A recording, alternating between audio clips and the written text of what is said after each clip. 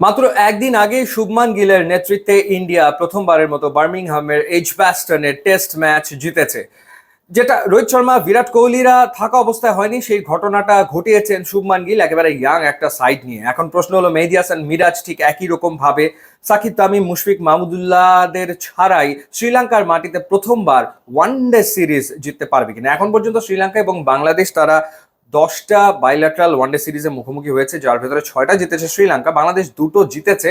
কিন্তু সেই 2টো সিরিজই বাংলাদেশ জিতেছে ঘরের মাটিতে, শ্রীলঙ্কায় কখনো ওয়ানডে সিরিজ জেতা হয়নি। আর 2টো সিরিজে কোনো মীমাংসা আসলে হয়নি। 2013 এবং 2017-তে এক একে সিরিজ শেষ হয়েছিল, কারণ একটা ম্যাচ বৃষ্টিতে পন্ড হয়ে গিয়েছিল।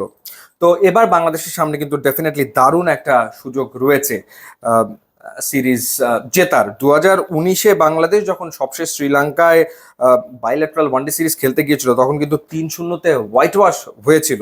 তো শ্রীলঙ্কার মাটিতে বাংলাদেশের রেকর্ড খুব একটা ভালো কিন্তু না। আর ওভারঅল যদি রেকর্ডের কথা বলি, এখন পর্যন্ত এই দুই দল তারা মুখোমুখি হয়েছে 59টা ওয়ানডে ম্যাচে। 59 ম্যাচের ভেতরে 44টা ম্যাচ শ্রীলঙ্কা জিতেছে এবং বাংলাদেশ জিতেছে 13টা ম্যাচ, এবং 2টো ম্যাচে ফলাফল আসেনি, যে 2টা ম্যাচ হয়েছিল শ্রীলঙ্কায়। তো এবারেও কিন্তু থার্ড ওয়ানডেতে বৃষ্টি হওয়ার প্রবল সম্ভাবনা রয়েছে, এবং পাল্লে গেলেতে একটা ম্যাচ শ্রীলঙ্কা জিতেছে এর আগে এবং একটা ম্যাচ বাংলাদেশ জিতেছে, সেখানে বাংলাদেশের জেতার অভিজ্ঞতা ডেফিনেটলি রয়েছে। বাট বৃষ্টির সম্ভাবনা রয়েছে, এটা 50 ওভারের ম্যাচ না হয়ে সংক্ষিপ্ত হয়ে যেতে পারে। এর আগের ম্যাচগুলো এখানে যখন হয়েছে তখন বৃষ্টির বাগড়া ছিল, ম্যাচের দৈর্ঘ্য কমে গিয়েছিল, এবং থার্ড ওয়ানডেতে সেটা হতে পারে। বাংলাদেশ টিমের আপডেট যদি জানাই, তাসকিন আহমেদ এই ম্যাচে ফিরবেন। ওয়ার্কলোড ম্যানেজমেন্টের কারণে সেকেন্ড ওয়ানডে তিনি খেলেননি, এই ওয়ানডে তার খেলার সম্ভাবনা রয়েছে। আর শামীম ইনজুরিতে রয়েছেন, শামীম খেলবেন কি খেলবেন না সেটা নিয়ে একটা অনিশ্চয়তা রয়েছে। সেই ক্ষেত্রে হয়তো লিটন কুমার দাসকে আবারও এই ম্যাচে একাদশে দেখা যেতে পারে। বাংলাদেশের দুই ওপেনার সুপার ফর্মে রয়েছেন, তানজিদ হাসান তামিম, তিনি প্রথম ম্যাচে 50 করেছেন, দ্বিতীয় ম্যাচে পারভেজ হোসেন ইমন দারুণ ব্যাটিং করে একটা 50 করেছেন। এছাড়া তাওহিদ হৃদয় একটা ইনিংস খেলেছেন, একটা 50 তিনি করেছেন।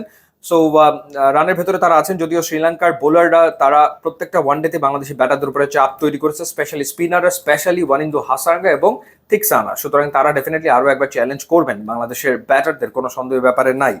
বোলিং এর ক্ষেত্রে তানভীর তো 5 উইকেট নিয়েছেন, মুস্তাফিজ ডেথ ওভারে শ্রীলঙ্কান ব্যাটারদেরকে ভোগাবেন, এ ব্যাপারে কোনো সন্দেহ আসলে নাই। তানজিম হাসান সাকিবের কথা আলাদা করে বলতে হয় যে তিনি কন্ট্রিবিউট করছেন হয় ব্যাটে না হয় বোলিংয়ে, তিনি কিন্তু কন্ট্রিবিউট করছেন। সো দেখা যাক থার্ড ওয়ানডেতে কি করেন তিনি। আর ওভারঅল আর খুব বেশি চেঞ্জ বাংলাদেশের প্লেইং 11-এ হয়তো আসবে না। সো সেই ক্ষেত্রে দেখার ব্যাপার যে রিশাদ হোসেনের ব্যাপারে টিম ম্যানেজমেন্ট আসলে কি সিদ্ধান্ত নেয়। আর তাসকিন হয়তো হাসান মাহমুদের জায়গায় একাদশে ঢুকে যাবেন। বাংলাদেশ দলের জন্য শুভকামনা থাকলো, দেখা যাক ইতিহাস তৈরি করতে পারে কিনা টাইগাররা। ভিডিও ইনস্টাগ্রাম লিঙ্ক দেওয়া আছে, আপনার যোগ দিলে খুবই খুশি হব। And thanks for watching.